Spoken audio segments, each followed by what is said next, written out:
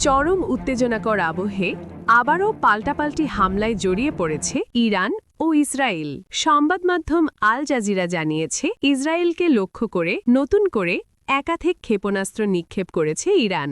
এর আগে ইসরায়েল দাবি করে, তারা ইরানের ক্ষেপণাস্ত্র উৎক্ষেপণ স্থল লক্ষ্য করে নতুন দফায় হামলা চালিয়েছে। শনিবার সকালে ইসরায়েল ও যুক্তরাষ্ট্র ইরানের বিভিন্ন স্থানে যৌথ আক্রমণ চালায়। এর প্রতিক্রিয়ায় ইরান মধ্যপ্রাচ্যে অবস্থিত যুক্তরাষ্ট্রের সামরিক ঘাঁটি ও স্থাপনাগুলোর ওপর হামলা শুরু করে। পাশাপাশি ইসরায়েলের দিকেও আক্রমণ চালানো হয়। দিনভর একাধিক হামলার পর সন্ধে পেরিয়ে রাত নামতেই সংঘর্ষের তীব্রতা আরও বেড়েছে বলে ধারণা করা হচ্ছে।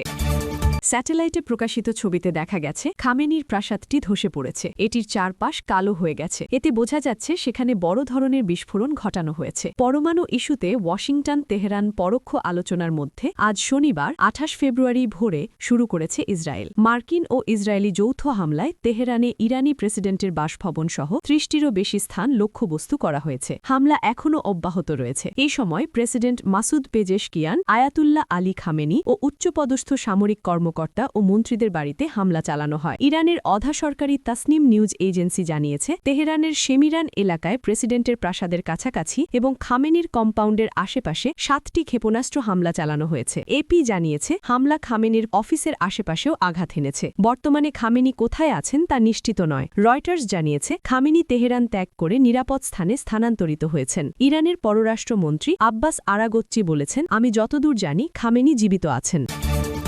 ইরানের ওপর পুনরায় বড় ধরনের সামরিক হামলা চালিয়েছে যুক্তরাষ্ট্র ও ইসরায়েল। এই হামলার ফলে তেহরানের পারমাণবিক কর্মসূচি নিয়ে চলমান আন্তর্জাতিক আলোচনা যেমন অনিশ্চয়তার মুখে পড়েছে, তেমনি দেশটির নিরাপত্তা ও শীর্ষ নেতৃত্ব কাঠামোকে সরাসরি লক্ষ্যবস্তু করার বিষয়টি বিশ্ব রাজনীতিতে নতুন প্রশ্নের জন্ম দিয়েছে। শনিবার ২৮ ফেব্রুয়ারি দিবাগত রাতে রাজধানী তেহরানের একাধিক গুরুত্বপূর্ণ স্থানে ভয়াবহ হামলার খবর পাওয়া গেছে। ইরানের আধা সরকারি সংবাদ সংস্থা তাসনিম নিউজ এজেন্সি জানিয়েছে, তেহরানের উত্তরের শেমিরান এলাকায় প্রেসিডেন্টের প্রাসাদের সন্নিকটে এবং সর্বোচ্চ নেতা আয়াতুল্লাহ আলী খামেনির কার্যালয়ের আশপাশে অন্তত ৭টি ক্ষেপণাস্ত্র আঘাত এনেছে। বার্তা সংস্থা অ্যাসোসিয়েটেড প্রেস এপি খামেনির কার্যালয় সংলগ্ন এলাকায় সরাসরি হামলার বিষয়টি নিশ্চিত করেছে। তবে এই হামলায় কী পরিমাণ ক্ষতিগ্রস্ত হয়েছে বা কেউ হতাহত হয়েছে কিনা তা তাৎক্ষণিকভাবে স্পষ্ট করা হয়নি। হামলার পর ৮৬ বছর বয়সী সর্বোচ্চ নেতা